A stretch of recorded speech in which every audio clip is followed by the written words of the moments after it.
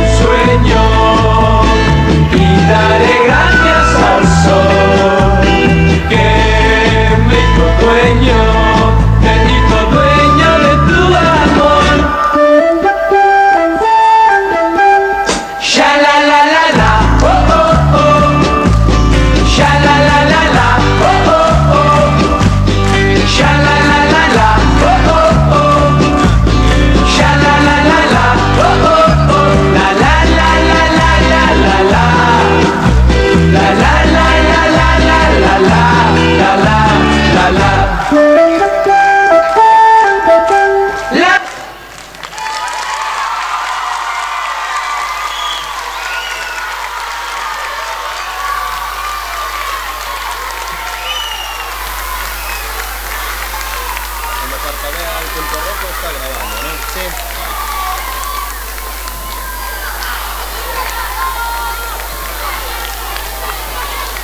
Esperar a que se cierre para que haya más tiempo ahí.